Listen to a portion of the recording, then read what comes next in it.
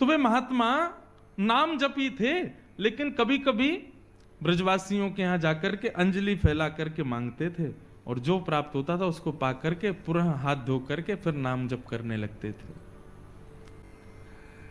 एक मैया के यहां वो जाते थे, उन मैया के यहां पर मदन मोहन लाल जी विराज रहे थे।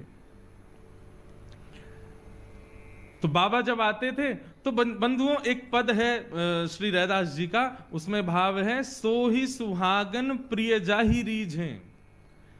ठाकुर जी कब किससे रीझ जाएं कुछ पता नहीं है। जैसे ही वो बाबा नित्य अंजलि फैला करके प्रसादी मांगने के लिए आते तो भीतर बैठे मैया के घर में मदन मोहन लाल जी उन पर रीझ गए, और ठाकुर जी के मन में भाव आया, इनको नाम निष्ठा तो बहुत है, लेकिन इनको मेरी सेवा और दर्शन में ज्यादा निष्ठा नहीं है। लेकिन नाम निष्ठा इतनी सुंदर है कि उससे ठाकुर जी प्रसन्न होकर कि अब उनको अपने दर्शन की सेवा, दर्शन की निष्ठा उनके हृदय में प्रकट करना चाहते हैं। तो ठाकुर जी ने क्या किया, वो मैया रात्रि में जैसे ही ठाकुर जी को शयन करा करके सोई तो ठाकुर जी स्वप्न में प्रकट हो गए और मैया से बोले, मैया तेरे यहां वो जो बाबा आवे ना मधुकरी मांगवे, बोले हाँ, कल को जब वो भिक्षा मांगवे आवे ना तो तू मोए जाके दे दियो बाकी गोद में। मैया तो रोने लगी, बोले क्यों, मेरी सेवा में कोई कमी जो आप बाबा के पास जानो चाहो? बोले ना मैया, आपकी सेवा से मैं बड़ा प्रसन्न हूं, लेकिन अब आप थोड़े दिन की और रह गई हो, कछु दिना में आप चली जाओगी, फिर मेरी सेवा कौन करेगा? या हमारे मैं तो अपनी व्यवस्था कर रहा हूं, वह बाबा को जाके मुंह को कल दे दियो, अब मैं वही के पास रहूंगा। रात भर मैया रोई बेचारी, लेकिन ठाकुर जी की आज्ञा उसने मानी। दूसरे दिन जब संत पधारे तो कहा, मैया भिक्षा दो, कुछ मधुकरी प्रसादी दो। मैया भीतर से अपने ठाकुर जी लेके आई, बाबा की गोद में धर दिए, ले बाबा भिक्षा। बाबा बोले, हमसे ये सेवा वेवा नहीं होती है ठाकुर जी की, हम तो भैया नाम उपासी हैं, बस नाम जप करना जानते हैं। ये श्रृंगार करना, स्नान कराना, वस्त्र पहनाना और ये 56 भोग धराना, ये राजोपचार हमसे नहीं आता है, हम केवल नामोपचार जानते हैं। आप ठाकुर जी से पुनः निवेदन कर दो, छोटी सी कुटिया में रहता हूं मैं, यहां पे 8 बार भोग लगता होगा, मेरे यहां तो कोई प्रसादी की भी व्यवस्था नहीं है, इनको भूख बहुत लगती है, मैं इनको भोजन नहीं करा पाऊंगा। श्रीनाथ जी में 8 बार भोग आता है, जिसमें से 3 बार का भोग आप सुनकर के आश्चर्य करोगे, उसका नाम है श्रम भोग। क्या नाम है? श्रम भोग का तात्पर्य क्या है? ठाकुर जी को उठते ही पहले लड्डू और दूध का भोग लगता है श्रीनाथ जी को, या माखन मिश्री का भोग लगेगा। लड्डू तो विशेष है, लड्डू दूध माखन मिश्री ये सब तो आएगा ही उठते ही।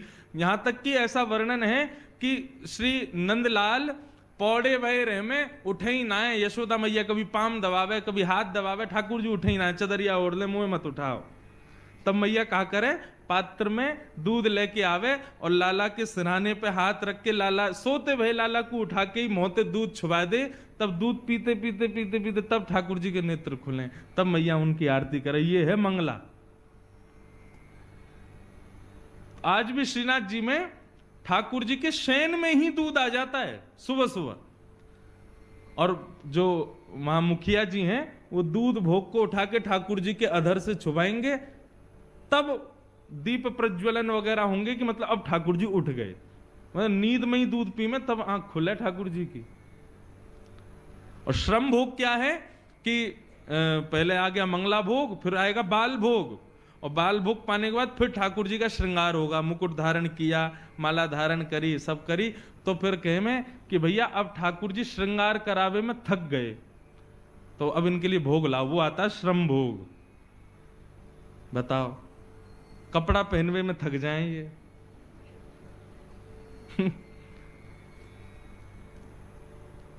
दोपहर में राजभोग के बाद जब ठाकुर जी के मुकुट वुकुट सब बढ़ा दिए जाते हैं, उसमें भी इनको श्रम होता है, फिर श्रम भोग आता है।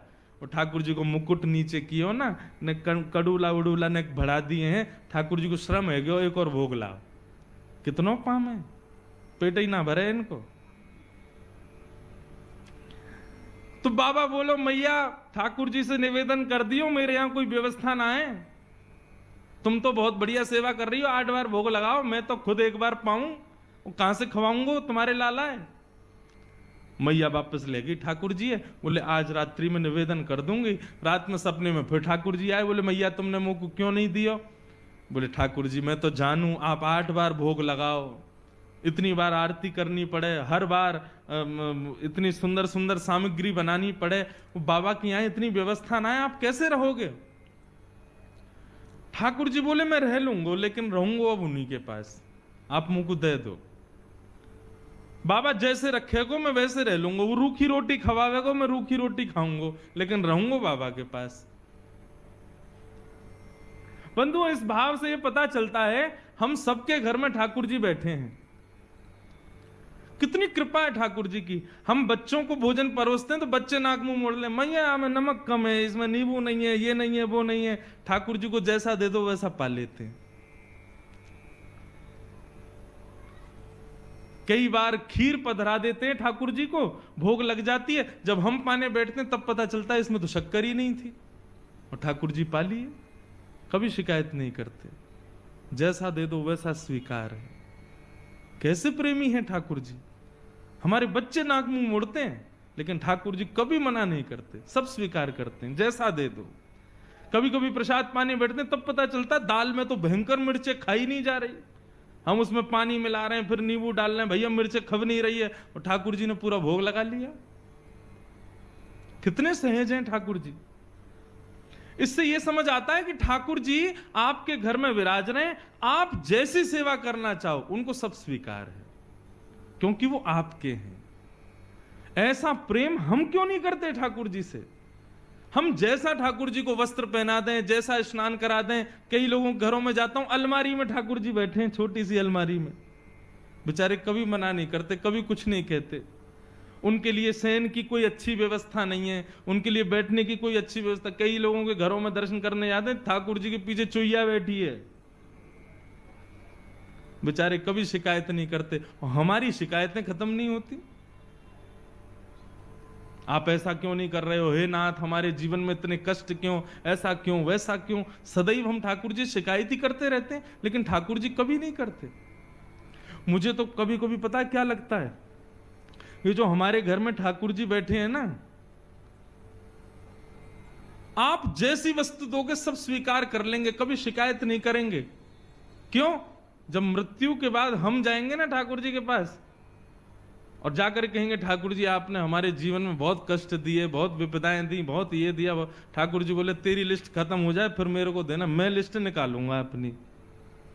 वादना चुईया बैठी मेरे सिर पर, कचू कही मैंने, तेने दाल में मिर्च ज्यादा डाली, कचू कही मैंने, वहां नमक कम आओ, बिल्कुल शक्कर नहीं डालो, खीर में तेने ऐसी खा लियो मैंने, कचू कही मैंने। एक दिन जली भई रोटी मुंह को दे दी तेने, मैंने कचू कही। प्रेम से पाए हो ना। तुम सबरो परिवार 3 दिन के लिए ब्याह में चले गए, मुंह को घर में छोड़ गए अकेले, कचू कही मैंने। तो फिर मुझसे शिकायत क्यों। तो कभी कोई मुझे लगता है घर में जो ठाकुर जी बैठे ना, ये सब हिसाब बराबर करने के लिए बैठे हैं, ताकि तुम कोई शिकायत ना कर पाओ उनसे। तो मैया ने बाबा से कही, बाबा वो ठाकुर जी बाबा के यहां कोई व्यवस्था नहीं है। ठाकुर जी बोले मैं रहूंगा वही के पास, चाहे कोई व्यवस्था न हो। बाबा रूखी रोटी खवावे को मैं वही से रह लूंगा, लेकिन अब वही के पास रहूंगा। बड़े महल में रहते हैं ठाकुर जी, मदन मोहन लाल जी, परंतु उस महल को छोड़ करके उस बाबा की कुटिया में आ गए। बाबा ले आए, मैया ने कही बाबा आप जैसे रखोगे रहेंगे, आपके पास ही रहेंगे। ठीक है, हम तो एक बार भोग लगाएंगे बस। बोले सब स्वीकार है, आप जैसे दोगे वैसे स्वीकार है, हमारे ठाकुर जी को ले जाओ। बाबा ले आए, घर में लाए, तो अब तो मधुकरी तो भोग लगाएंगे नहीं ठाकुर जी के लिए, तो बढ़िया आटा दाल चावल सब आएगा। लेकिन बाबा बोले भाई दाल चावल वगैरह हमसे बनाने आते नहीं, आटा ले आओ, भाई को बढ़िया टिक्कर बनाएंगे, ठाकुर जी को भोग लगाएंगे। मैया के यहाँ गए, मैया थोड़ा सा आटो दे दो। आटो लाए, आटे में यमुना जल मिलायो, मार के बढ़िया एक टिक्कर बना के कंडा पे सेक करके और ठाकुर जी के सामने पत्तल में पधरा दिए। बोले लाल जी 56 भोग खूब पाए, अब ये रूखी रोटी पाओ। बड़ी जिद करके आए हो, बड़े लड़ झगड़ के आए हो, अब रहो ऐसे ही। ठाकुर जी के सामने टिक्कर रख के और बाबा अपने नाम जप में चले गए। नाम जप करते रहे, 2-3 दिन तक ठाकुर जी टिक्कर पाते रहे। चौथे दिन जैसे ही नाम जप में बाबा बैठे तो अंतः हृदय में ठाकुर जी प्रकट है गए। जैसे ही ठाकुर जी प्रकट हुए, बाबा बोलो ठाकुर जी प्रणाम, आप सुख से विराज रहे हो, कोई कमी तो नहीं है सेवा में? अरे ना बाबा, मुझ को बड़ा बढ़िया लग रहा है, तुम्हारी कुटिया में खूब आनंद आ रहा है, सब कछु बढ़िया है, सब आनंद ते है, बस एक निवेदन करना चाहूं आपसे। बाबा बोले आज्ञा करो। बोले बाबा तुम जो टिक्कर बनाए करो ना, रूखे आटे में तुम यमुना जल मिला करके मार के मुंह को खवाए दो, अब वहां में स्वाद तो कछु रहना है, 3-4 दिन ते तो मैं पा रहा हूं, लेकिन अब मुंह को यूं लग रही है कि कल ते नेक वहां में तुम राम रस मिला दे करो, नमक मिलाए दे करो आटे में, तो नेक खावे में नेक स्वाद आ जाएगा। बाकी सब आनंद है, कोई दिक्कत नहीं। बाबा बोलो ठीक है भैया, आपको बढ़िया टिक्कर पवाएंगे, कल से राम रस लगा देंगे। तो मैया के पास गए, मैया आज आटो दियो, आटे के संग में राम रस और दियो। मैया बोली है गए चट्टपने चालू, चलो आगे आगे देखियो कहा होएगो। अब तो दूसरे दिन आटे में नमक वमक मिला के बढ़िया टिक्कर बना के ठाकुर जी को पवाया। 2-4 दिन ठाकुर जी वैसे ही पाए। चौथे दिन ठाकुर जी फिर प्रकट है गए। बाबा बोले ठाकुर जी सब आनंद, कोई कमी तो नहीं सेवा में? ना बाबा सब आनंद है रो, खूब चकाचक पा रहे हैं हम तो। बस बाबा ने एक बात कह रो। बोले कहा, तुमको मेरी आवाज ने कर्कश लग रही है? बाबा बोले हाँ ने लग तो रही है कमजोर सी। बोले बाबा वो रूखी रोटी खा खा के मेरो गलो जो है का वहां में रोटी इर्ज गई है। अरे सरकार आपको कष्ट है गए, इर्ज गई समझ गए? इर्ज गई मतलब फंस गई है। तो बाबा बोले आज्ञा करो। बोले मैं तो बस यूं कह रहा हूं कि कल ते ने घी चुपड़ दोगे वहां में रोटी में, तो नेक वो नेक आसानी तो भीतर चली जाए करेगी। बाबा बोले मतलब अब कल से आटा नमक और घी भी लाना है। अरे बाबा ने बस घी लिए ही हो, या हम घी के बिना मक्खन के बिना तुम कभी ना रहे, आप सब पता है। बाबा बोले ठीक है। दूसरे दिन गए, मैया आज आटो दियो नमक दियो, नेक्स्ट सोचो घी और दे दियो। मैया बोली ले जाओ प्रेम से पवाओ। अब महाराज आटे में नमक वमक मिला के बढ़िया टिक्कर बना के घी चुपड़ दिया, ठाकुर जी को भोग लगाया। 4-5 दिन ठाकुर जी ने कोई शिकायत नहीं करी। 6 दिन बाद ठाकुर जी फिर प्रकट हुए। बाबा बोले ठाकुर जी अब तो ना इर्ज रही गरे में? ना बाबा अब तो सब बढ़िया है, रोटी में बढ़िया नमक को भी स्वाद आ जाए, घी भी बढ़िया है, नीचे चली जाए। मैं तो बाबा बस यूं कह रहा हूं, कल ते एक आलू और ले आया करो, वह आलू भूंज के वहां में नमक मिर्च डाल के बाकी चटनी बना करके वह और धर दे करो संग में। बाबा ने उठाए ठाकुर जी और लेके गए मैया के पास। बोले धरो या अपने पास ही। अरे अभी आटो आयो, नमक आयो, घी आयो, ये तो 56 भोग ले आएंगे कल को घर में, कहां भजन करूंगा मैं। जैसे ही मैया की गोद में दिए ठाकुर जी प्रकट है गए और बाबा के गले से लग गए। बोले मैं रहूंगा तुम्हारे पास ही, चाहे जैसे रखो, मैं रहूंगा तुम्हारे संग। मैं एक पद गाता हूं कथा में, परंतु उस पद का भाव कभी कभी लगता है कि हम तो क्या गाएं ठाकुर जी गाते होंगे हमारे लिए। क्या? जहां ले चलोगे वहीं मैं चलूंगा, जहां ले चलोगे वहीं मैं चलूंगा। जहां नाथ रख दोगे, जहां नाथ रख दोगे, जहां नाथ रख दोगे, जहां नाथ रख दोगे वहीं मैं रहूंगा। जहां ले चलोगे वहीं मैं चलूंगा, जहां ले चलोगे वहीं मैं चलूंगा। अब हमारी स्थिति क्या है पता है? हम लोग केवल कहते हैं लेकिन इस बात को स्वीकार नहीं कर पाते। ठाकुर जी यदि कल को एक चीज भी यदि हमसे अव्यवस्थित करके दे दें, हमसे स्वीकार नहीं होगी। लेकिन ठाकुर जी हमारे द्वारा दी गई हर प्रकार की सेवा को स्वीकार करते हैं, कभी कोई शिकायत नहीं करते। जैसा प्रेम ठाकुर जी हमसे करते हैं, हम वैसा उनसे कब कर पाएंगे? हम भी ऐसे ही हो जाएं। न कोई शिकायत नहीं कोई